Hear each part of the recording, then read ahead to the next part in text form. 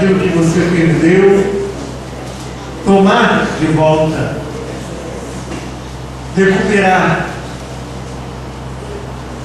mas do ponto de vista dos seus valores, a sua condição de vida secular, material, espiritual. Mas nessa noite eu quero falar de uma outra restituição, ou me aprofundar numa restituição sobre o reino de Deus. Mateus capítulo 13, versículo 44.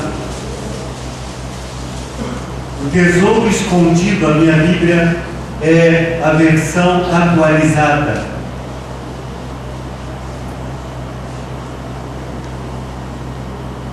Diz assim a palavra do Senhor: o reino dos céus é semelhante a um tesouro oculto no campo, o qual certo homem, tendo-o achado, escondeu, e transbordante de alegria, vai, vende tudo o que tem e compra aquele campo. Senhor, muito obrigado pela tua palavra.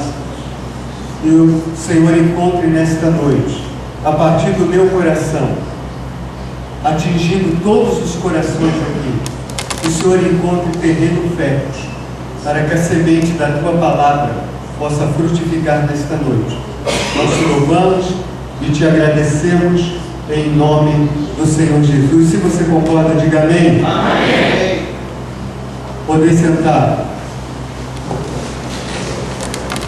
Eu quero falar nesta noite, você sucinto, resgatando o tesouro do reino. Repita comigo: resgatando o tesouro do reino de Deus, restituindo em sua vida, em minha vida, o valor do reino de Deus. O capítulo 13 de Mateus é um capítulo onde o Senhor Jesus fala, ele aborda alguns assuntos relacionados com o reino de Deus.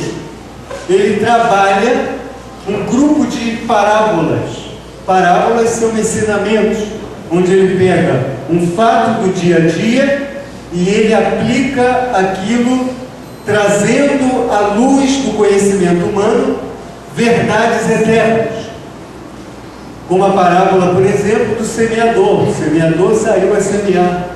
O semeador é o pregador, é o missionário. A semente é a palavra de Deus. E os diversos tipos de terrenos, diversos tipos de solo, representam os diversos tipos de coração. E recebe a palavra, frutifica ou não.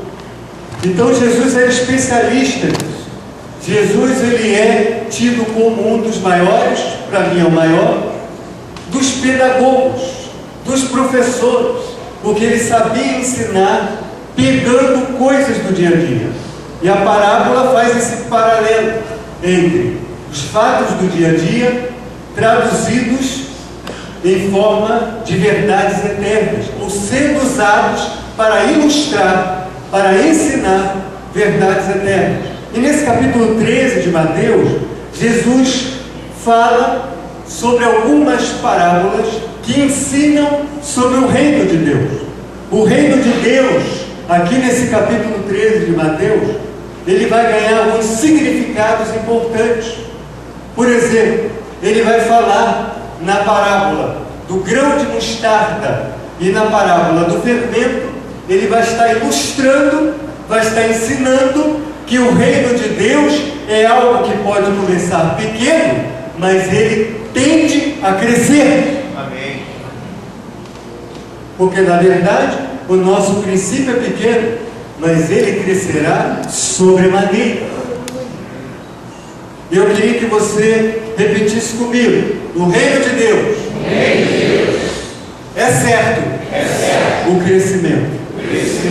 Então agora dá uma cutucadinha de leve quem está do seu lado, de leve, para você não machucar, porque às vezes você é muito violento. É devagarzinho, assim, bem devagarzinho, diz assim: viu? Você pertence ao reino de Deus? Então você precisa crescer. Porque o crescimento é algo natural no reino de Deus. Por exemplo, na parábola da rede e do trigo e do joio, Jesus vai ensinar que o reino de Deus é composto por justos e injustos, pecadores arrependidos e que ainda não se arrependeram, gente salva e gente não salva, gente que é de Deus e gente que não é de Deus. É a rede que apanha o peixe, mas apanha outras coisas também. É o campo que vai crescendo, o trigo junto na agricultura com o joio. E ele explica que é necessário que cresçam juntos, quando no momento certo haver a separação. E a Bíblia nos garante que haverá um momento, um dia específico em que ocorrerá a separação. Quem é trigo e quem é joio. Por exemplo, ele vai falar na parábola do pai de família. O reino dos céus é semelhante a um pai de família que ajunta no seu baú coisas novas e coisas velhas. Ele está querendo dizer que o reino de Deus tem coisas novas e coisas velhas. O reino de Deus é composto por novas criaturas e por pessoas, criaturas velhas. Ou seja, que não passaram por uma transformação.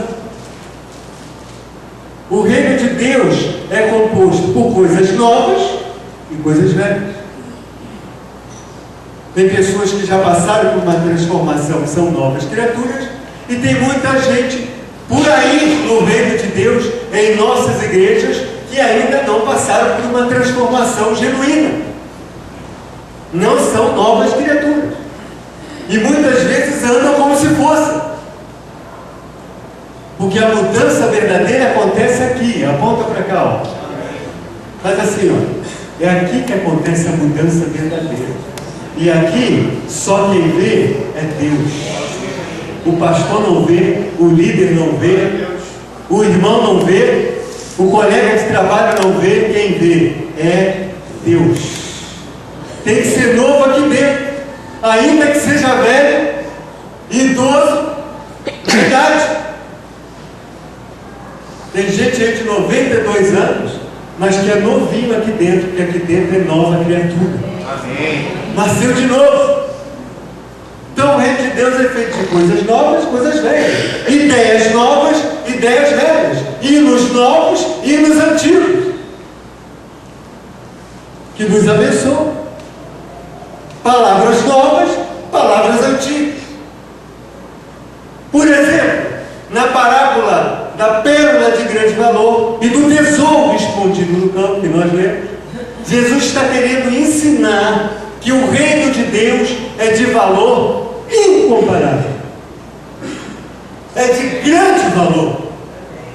E é isso que eu queria me reportar nesta noite, não usando a parábola das pérolas, porque é interessante que na parábola da pérola de grande valor, o negociador tinha recursos e saiu para negociar pérolas, e ele encontrou uma pérola de grande valor.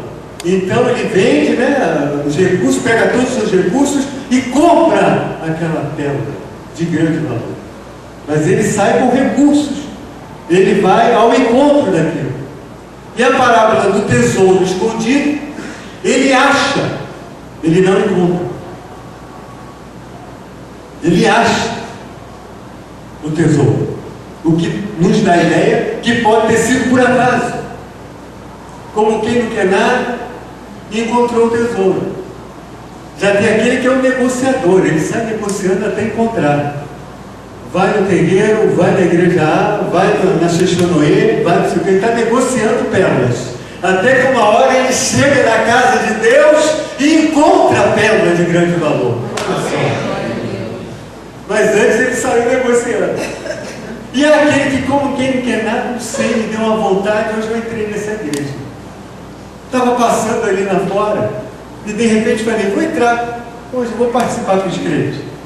E aí acaba achando o tesouro escondido no campo. Olha que coisa tremenda e maravilhosa. Esconder o tesouro era uma prática comum, pois não havia banco naquela época. Não havia o Bradesco, não havia o Itaú, para o Santander, né? A Caixa Econômica vem para a Caixa, você também. Vai! Aí o cara vai. Só a fila que ele vai ter que enfrentar é brincadeira nada. Naquela época não tinha. Então às vezes se escondia um tesouro no campo como forma de acumular bens.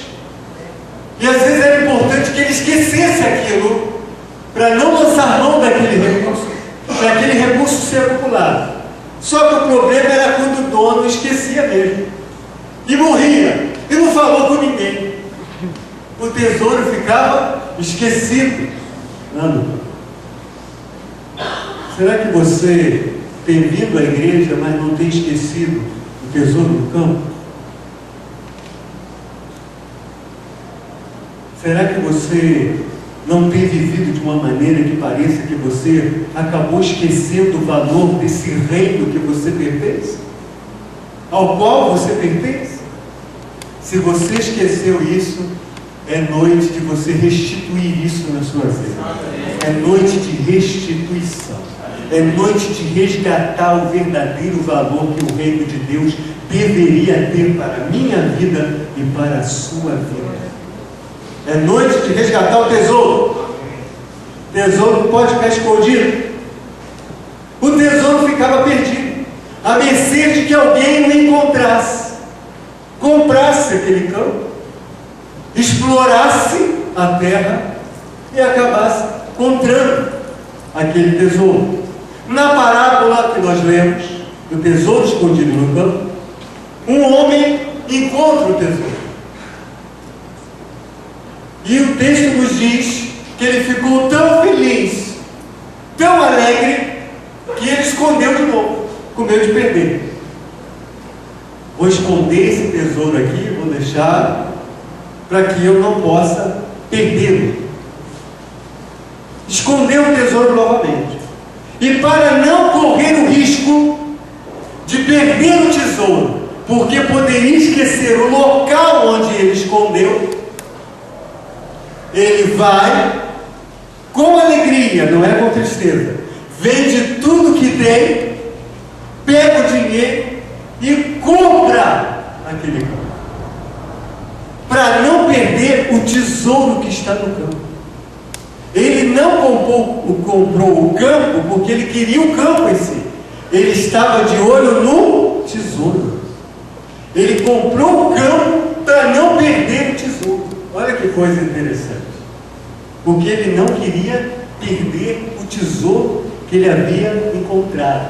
Quando você recebeu a Cristo, quando eu recebi a Cristo, quando nós recebemos a Cristo, nós encontramos o tesouro escondido. A grande questão é, nós temos esse mesmo sentimento deste homem, ainda mantemos esse sentimento de fazer qualquer coisa para não perdermos a preciosidade do reino de Deus? Essa é a grande questão desta noite. E nós precisamos resgatar nesta noite. O reino, diz o texto, versículo 44, o reino dos céus, a expressão reino dos céus, reino de Deus são semelhantes. Reino dos céus e reino de Deus são expressões semelhantes. Ele está dizendo, o reino dos céus é semelhante, parece, aponta para isso. Não é isso. É semelhante, é uma forma de explicar, é para que a tua mente humana possa entender, porque o reino dos céus, o reino de Deus é algo tremendo, tão grande, tão maravilhoso, que na linguagem divina não entenderíamos. Então Jesus lança a mão no recurso da parábola para tentar dar uma noção mais precisa, mais eficiente do que seria o reino de Deus. Então ele diz, o reino dos céus, ou o reino de Deus, é semelhante a um tesouro, repita comigo, oculto. De novo, oculto. campo. Detalhe, ele não diz, não precisava repetir o detalhe não precisava repetir. Esse é o PTI. Esse é bom. Está fazendo curso para ser diário. O texto não fala escondido no campo. O texto fala oculto no campo. Olha que interessante. Depois é que ele vai esconder. Qual é a diferença aí? De oculto aí para escondido. A Bíblia nos diz que o campo é o mundo. Não é isso que a Bíblia diz? O campo é o mundo. Sabe o que Jesus está querendo dizer aqui? Que o reino dos céus é algo tão precioso, tão grandioso, e que se manifesta na dinâmica do mundo. Só que o mundo, diz a Bíblia Sagrada, que é o campo, jaz no maligno. Não é isso que a Bíblia diz? O mundo jaz no maligno. Está acompanhando o raciocínio comigo? Hoje a palavra é reflexiva. Está acompanhando, né? Então, Jesus está dizendo, o reino dos céus é semelhante a um tesouro oculto no mundo. Pegou? Oculto no campo. Por que oculto? Porque os valores do mundo são outros. Entenderam? Porque o sistema de valores do mundo são um sistema totalmente contrário à palavra de Deus. Então parece que o reino de Deus, que é tão precioso, que ele está oculto neste mundo.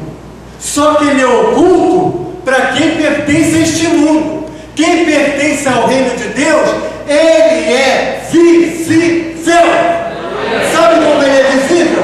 Olha para quem está do seu lado e diga assim: eu vejo o reino de Deus em você. Diga aí. Amém?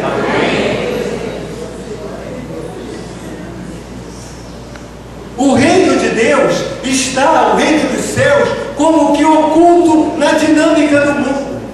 Mas ele é visível na igreja e é visível na vida dos crentes sinceros.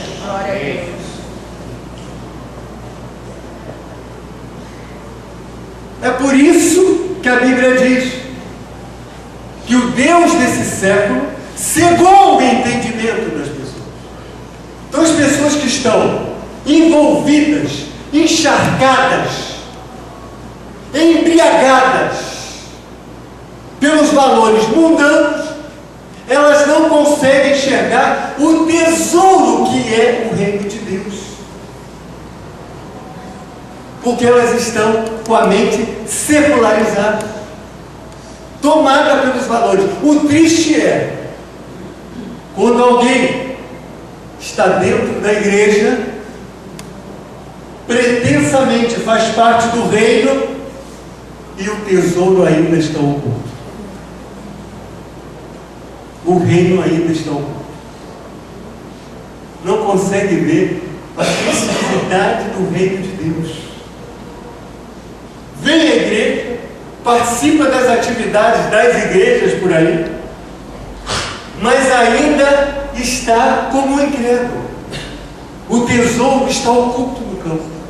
Ele não consegue perceber, ele não enxerga a grandeza, ele não vê a importância, ele não dá a devida importância, porque a sua mente está cegada, porque os seus olhos estão cegos espiritualmente. Então Jesus está falando, na dinâmica do mundo, o reino é invisível, oculto para os que estão com o mundo, mas os que estão com Deus, os que têm a mente do mundo, não conseguem enxergar, ele está oculto. Mas aqueles que têm a mente de Cristo, eles conseguem enxergar. Você tem a mente de Cristo? Você tem a mente de Cristo? Quem tem a mente de Cristo valoriza a igreja, Quem tem a mente de Cristo valoriza a palavra. Quem tem a mente de Cristo valoriza a oração. Quem tem a mente de Cristo valoriza o trabalho da igreja. Quem tem a mente de Cristo vem para a igreja. Quem tem a mente de Cristo vai para o evangelismo. Quem tem a mente de Cristo vem para a escola dominical. Quem tem a mente de Cristo procura fazer a obra de Deus. Quem tem a mente de Cristo vem fazer alguma coisa para o reino de Deus. Quem tem a mente de Cristo dá um testemunho no trabalho. Quem tem a mente de Cristo dá um testemunho no colégio. Quem tem a mente de Cristo dá um testemunho para o vizinho. Quem tem a mente de Cristo se alegra no culto. Quem tem a mente de Cristo vibra com o louvor e a adoração. Quem tem a mente de Cristo sente a presença de Deus. Quem tem a mente de Cristo é salvo.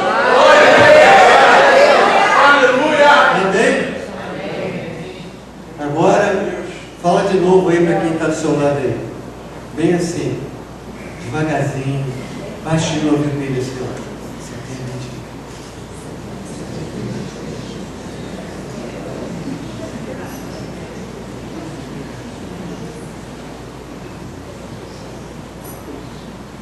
Cristo. Valoriza o reino, encontra o reino, acha o reino, descobre os valores do reino.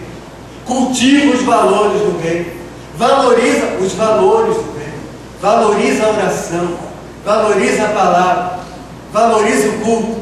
Não é porque qualquer coisa que não vem à igreja, mas vem à casa do Senhor, honra a casa do Senhor. Diz como salmista: mais vale um dia dos teus atos que em outras partes vir. Preferiria estar à porta da casa do meu Deus a habitar nas tendas da perversidade. Ele ama a casa de Deus. Ele valoriza a casa de Deus, a obra de Deus, o ministério de Deus. É alguém que o reino é visível, não está oculto no campo. No capítulo 15 de Lucas, nós temos a seção dos perdidos e achados. São as parábolas dos perdidos e achados. A ovelha que se perde, que o pastor vai atrás. A dracma que se perde, a mulher dona de casa procura. É o filho perdido que volta. Em Lucas 15, o reino encontra o perdido. Como é que o reino encontra o perdido?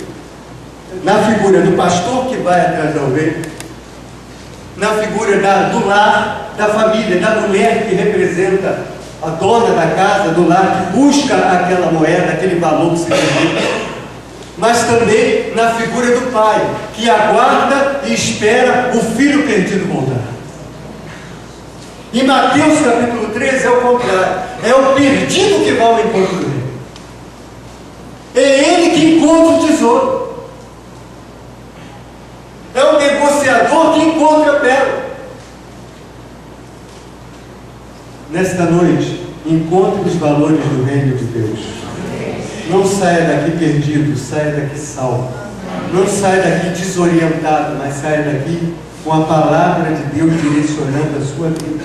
Olha o que diz mais à frente: é semelhante ao tesouro oculto no campo, o qual certo homem, repita comigo, certo homem. Certo homem. O que significa certo homem? Qualquer pessoa. Concorda comigo? Qualquer pessoa. Sabe o que significa? Qualquer pessoa pode fazer parte do reino de Deus. É somente valorizar o tesouro quando encontrar. Qualquer pessoa. Certo homem pode ser qualquer homem. Certo homem significa certa pessoa. Qualquer pessoa. Qualquer pessoa pode encontrar o reino de Deus. Sabe o que significa? Que o teu amigo do trabalho pode ser esse certo homem. Que o teu colega da faculdade pode ser o certo homem. Que a tua vizinha pode ser o certo homem. Que a pessoa que passa ali agora, ali fora, pode ser o certo homem. Certo homem pode ser qualquer pessoa. O reino de Deus está aberto para qualquer pessoa que queira entrar para ele, desde que valorize. Como valorizando? Recebendo o Filho de Deus, Jesus Cristo, como Senhor e Salvador da sua vida. Certo homem significa qualquer pessoa pode fazer parte do reino de Deus. Ou seja, o reino é para todos que que quiser encontrá-lo. Sabe o que quer dizer? Que o reino é também, se ela quiser, a prostituta. É também, se ela quiser, por homossexual. Se ele quiser, homossexual. É também para o mendigo. É também para aquele que está na sarjeta, na rua. Para o bêbado, para o adúltero, para o pornográfico. É para o bandido, é para o ladrão, é para o traficante, é para o usuário de drogas. O reino de Deus é para a criança. O reino, aliás, Jesus diz: deixai vir a mim os pequeninos, porque dos tais é o reino dos céus. O reino de Deus é para os adolescentes. O reino de Deus é para os jovens. O reino de Deus é para os adultos. O reino de Deus é para os idosos. O reino de Deus é para todos, é para os aleijados, é para os cegos, é para os mancos, é para os deficientes, para os complexados, para os que têm síndrome do pânico, para os que têm depressão, para aqueles que são oprimidos pelo diabo. O reino de Deus é para todos. É para você também. O reino de Deus é para todos. No reino, todos são iguais. Sabe o que significa certo homem aqui? É que pode ser qualquer um. Sabe por quê? Porque todos são iguais no reino de Deus. Não está certo o que o senhor está falando? Absolutamente. Diante do soberano, porque todo reino tem um soberano. Quem é o soberano? É Deus.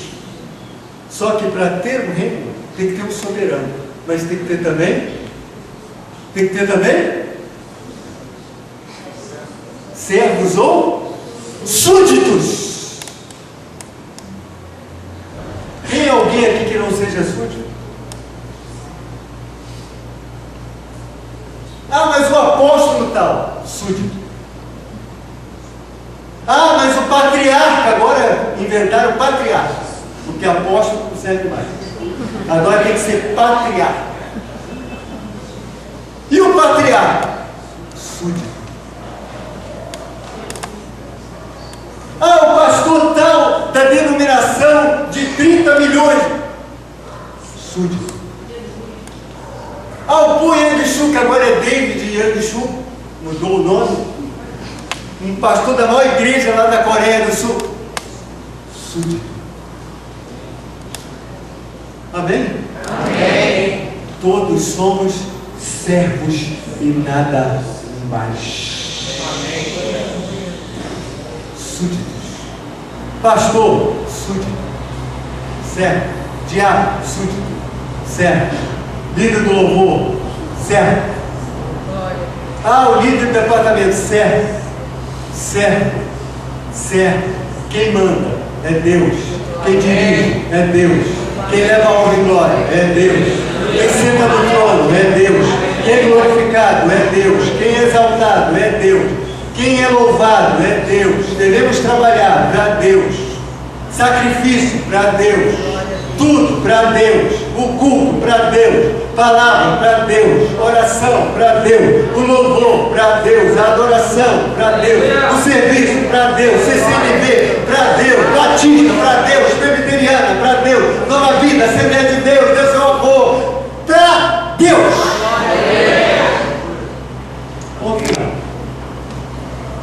O reino, todos são iguais. Precisamos ter instituído em nossa vida o valor do reino de Deus. O valor do reino de Deus. Ele, com tanta alegria, ele vende tudo e compra o campo para ter certeza de que não perderia o reino de Deus. Tem gente perdendo o reino por qualquer coisa. Tem gente desprezando o reino por qualquer coisa.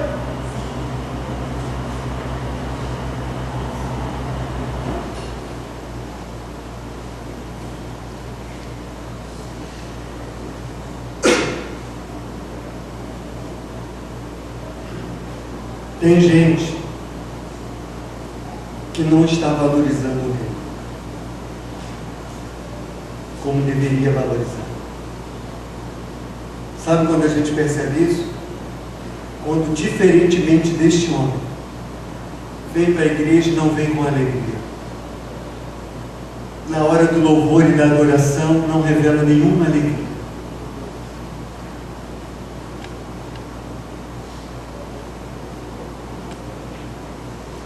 Vai fazer alguma coisa para Deus, não faz com alegria, como se fosse um peso.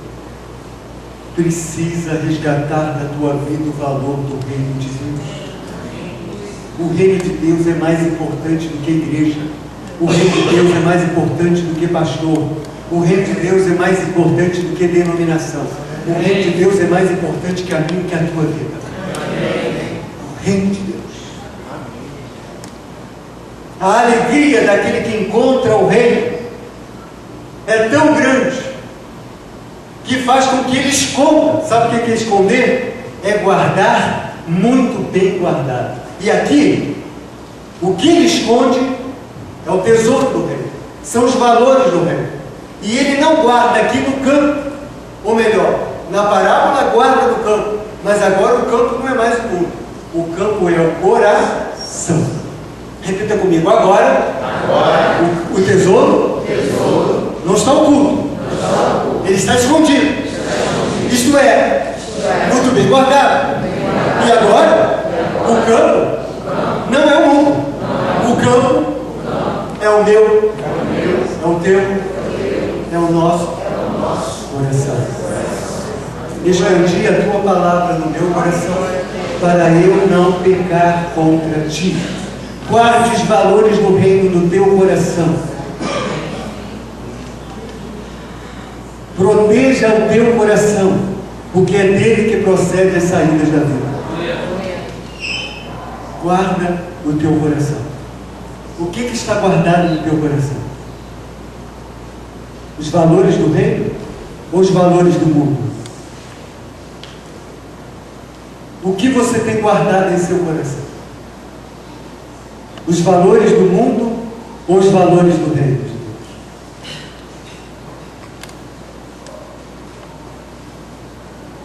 A alegria daquele que encontra o reino de Deus faz com que ele se desfaça de tudo o que seria impedimento para viver os valores do reino.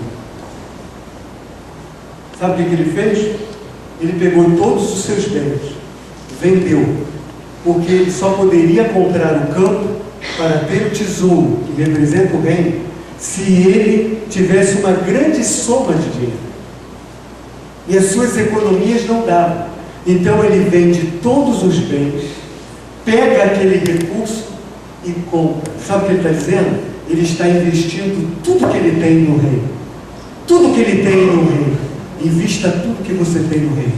Toda a sua inteligência, toda a sua capacidade, todo o tempo que você puder, todas as suas habilidades, todo o seu amor, toda a sua devoção, todo o seu trabalho, invista no reino de Deus.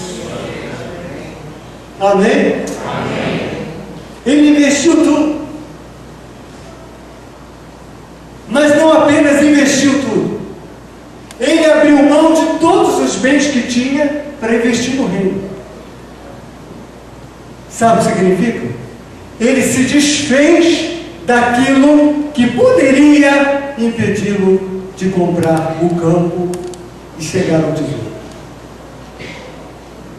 Nesta noite, você e eu somos convidados a desfazermos de tudo que possa impedir que a gente valorize o reino. O que está impedindo você de valorizar o reino? Que pecado é esse que impede você de valorizar o reino? Que pensamento é esse que impede você de valorizar o reino? Que esquisitice é essa que impede você de valorizar o reino de Deus? De investir mais no reino de Deus? Nesta noite você é convidado a lançar fora tudo aquilo que atrapalha você a investir no reino de Deus. Fique em pé.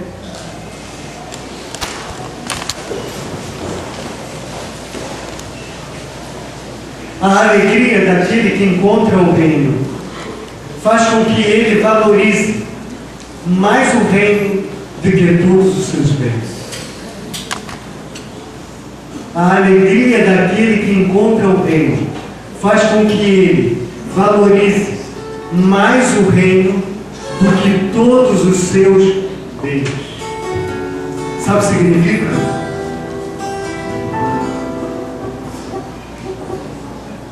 Que aquele que tem na sua vida restituído o verdadeiro valor do reino de Deus, este coloca o reino de Deus como primazia da sua vida, como mais importante que tudo que tem. Ele está disposto a fazer sacrifícios pelo reino de Deus. Ele está disposto a investir tudo que ele pode.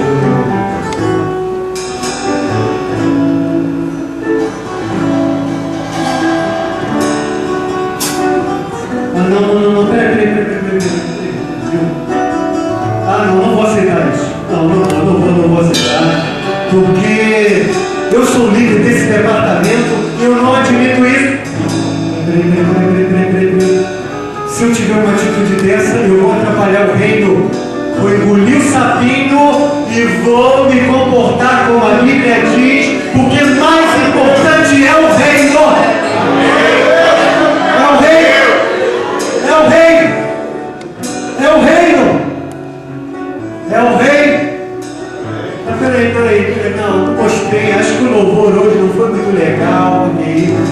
Aí eu vou reclamar. Não. Isso vai atrapalhar. Mais importante é o reino de Deus. O reino de Deus. Aqui. Mateus, capítulo 6, versículo 30. Mas busca primeiro o reino de Deus e a sua justiça, e as demais coisas vos serão acrescentadas.